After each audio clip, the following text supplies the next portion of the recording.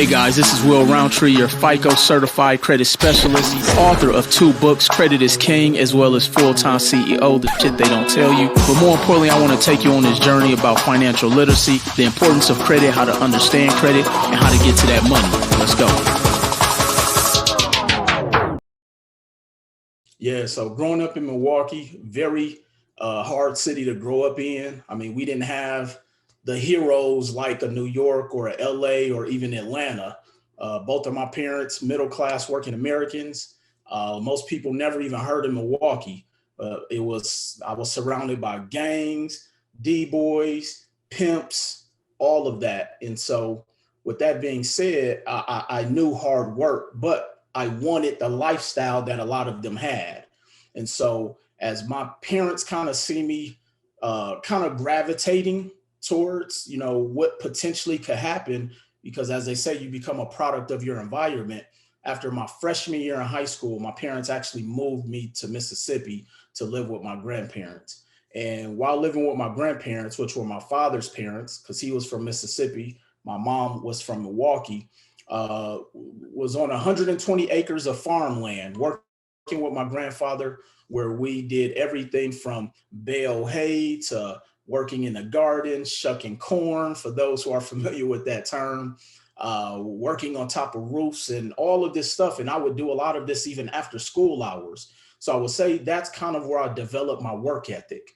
And so living with my grandparents in Kosciuszko, Mississippi, my grandfather, who was an entrepreneur, also my grandfather in Milwaukee was an entrepreneur. Both of them never even finished elementary school. So I was always around hardworking people. Even my dad was an aspiring entrepreneur. He never took the leap of faith. He always, kind of played it safe. And so once I graduated high school in 1997, the day of my graduation, moved back to Milwaukee. Didn't know what I was going to do, had flirted with going to the military, decided to go to a technical college for computer engineering. Quickly found out that that wasn't the path or route for me. I was a straight A, B student sometimes, but my thing is I wanted to make money. Well, one, I had no distractions. So it trained me psychologically to be able to work without dealing with distractions. Again, I'm 13 years old, and it's on this farm, it's only 3 homes. It's my grandfather, my aunt, and my uncle. And I had no choice but to work because I get bored easily. So I wanted to stay active. And I also knew if I helped him out, I could make a couple dollars to be able to, buy sneakers or whatever I wanted to buy, even though he didn't pay me much. But I never mind working. I always wanted to know. I was always intrigued with things. Like even thinking back to when I was in middle school living in Milwaukee, I would buy candy from the grocery stores and gas stations and sell it for a profit in school. So I always wanted to be able to make money. And so to answer that question, Mississippi, 1, taught me a work ethic. 2, taught me how to work without distraction. And 3, gave me a guidance on being able to work without instructions. Because my grandfather, he was the type was like, hey, go do this. And I had to be able to use my reason to figure out how to make it happen. And if I came to him with a problem, I better have a solution before I even bring the problem to him. So it also even taught me a level of critical thinking that I think most people are not taught. And that's a life skill that, I implement in my teachings when I'm working with clients.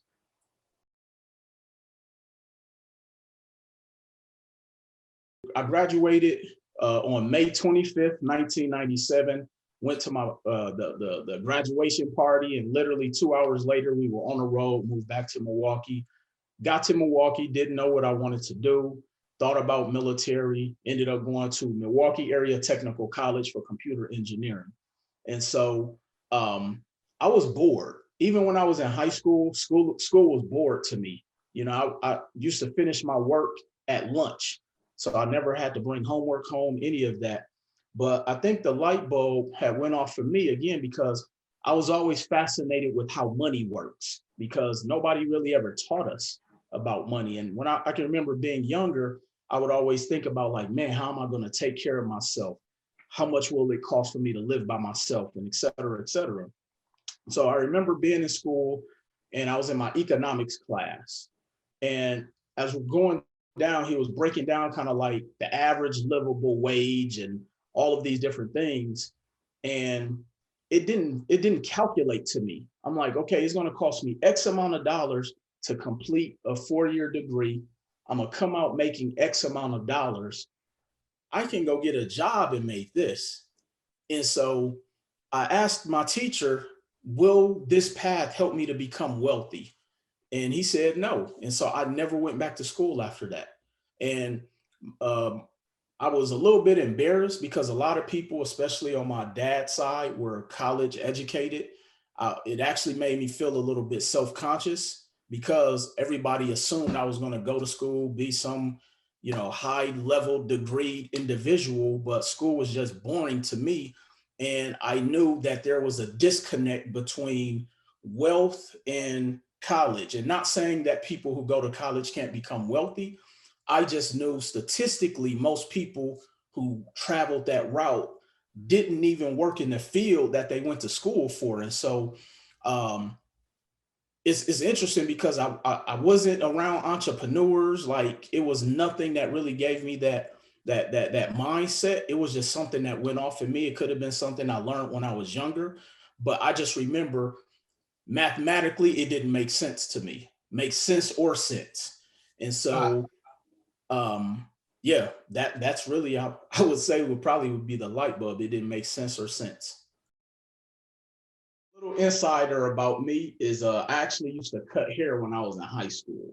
So I've always been around barbers, and how I made money when I moved to Vegas when I didn't really have gainful employment is I was a mobile barber. I actually put some ads on the internet, and I would go travel to people at the casinos and cut their hair. This was before it even became popular. Matter of fact, I think my ads are even still on the internet. But to answer your question, I knew the barber shop was always the mecca for us in our communities. Your barber was your psychiatrist. He probably was your doctor. He was your marriage counselor. And so I said, where better place to go and talk to the people about one of the few things that nobody else is talking about, or they're not relaying the proper information about it, is the barber shop.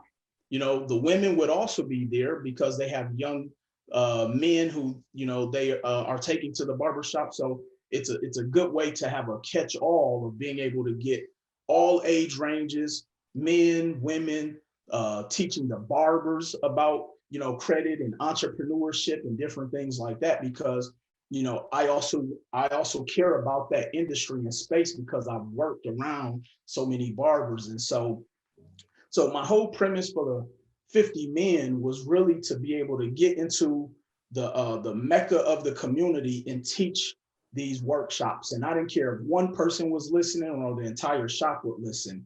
And once it started catching on, like the barbers would literally stop cutting their clients' hair. The clients would be like, hey, can I listen to what he's talking about? And so, excuse me, it just started to catch on. And so I decided to keep it going. And then I wanted to do something a little bit more formal with my cocktail and credit brand. And how that came about is that when it comes to talking about credit and money and different things like that, even entrepreneurship, people have their guard up because, unfortunately in the Black community, it's something we don't talk about. And so, but I know people like to have a good time, people like entertainment, people like networking events. So I said, you know what, let me create a concept with the networking event where I bring the information to them. So I created the cocktail and credit, where we go into a lounge. The first half of it is networking, people meeting each other, get an opportunity to have, just relax, have an adult beverage. And then for about 30 to 45 minutes, then I'm going to teach you about credit, real estate, entrepreneurship, business, taxes, all of that. And so it lacks the atmosphere, excuse me, for people to be able to digest that information. And so it took off, it worked. And so I actually trademarked both of those concepts, the names and all of that. And it's something that's really been my passion for a while now. So I wrote Credit is King in 2016. And how that actually happened was I have a good friend of mine who has a publishing company. He asked me, hey, why don't you write a book? Didn't know what to write about. He said, just write about what you know, write it about credit. And I was like, I don't want to write a credit book. It's a million of those. I don't want to do a how to. But then as I sat and thought about it, I was like, you know what, let me just write it from my point of view. So I wanted to make it more like a manual. And so, and I wanted to make it to where an eighth grader could read it. And the reason why is because most people comprehend on the eighth grade level. And I didn't want to make it so complicated for people to get it and understand it, because a lot of these financial books are just intimidating to read. So I wrote Credit is King, really had no expectation of it. The book literally started flying off the shelves. At one point became a top bestseller. To this day, I'm still amazed at how well that book sells globally, not even just here in the States. And so about 3 years later, decided, you know, I want to write another book. Everybody kept asking me to do a second edition of Credit is King, but I really wanted to write about entrepreneurship, because that's really where my path is at, is teaching people about entrepreneurship. But I didn't want to talk about the superficial side, like, hey, you can become wealthy, just follow these three principles. I want people to know, yo, this shit is hard. You know, you could lose everything, but you got to have a different mindset. Let me talk to you about budgeting. Let me talk to you about pricing, competition, formulas for success. I actually have it right here because I do a class on it. So I wanted to talk about things that no one else was talking about. And so that's actually how those two books came to fruition. My drop of a dream, how that really came about was when I moved to Las Vegas, and I often share this story, I had nowhere to live pretty much. And I can remember I was living in a weekly, which is kind of like a ran down motel where you pay by the week. I didn't have a bed. I didn't have furniture. I didn't have television. I grocery shopped at the 99-cent store. I can remember I would donate blood. I would go do power washing jobs to make money. And I can remember every single night coming home, I would sleep on the floor on top of bath towels. There were roaches running around. And for lunch and dinner, I ate Captain Crunch and Top Ramen. And I told myself, I cannot live like this the rest of my life. There is something that other people know that I do not know.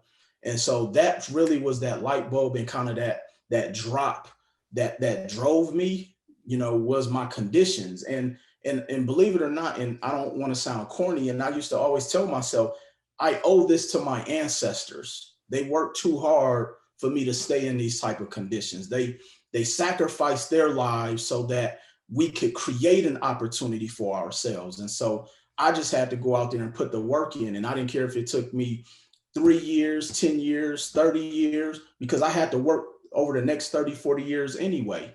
And so that's it was always that drive.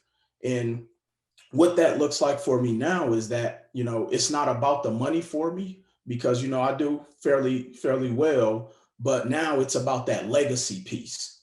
I know a lot of people talk legacy, but I really want to be able to leave a mark with my philosophy behind. I want to leave a mark with, my information. I want to be able to really like, I read something a long time ago, and it said that most of us, we don't know who our great great great grandparents are.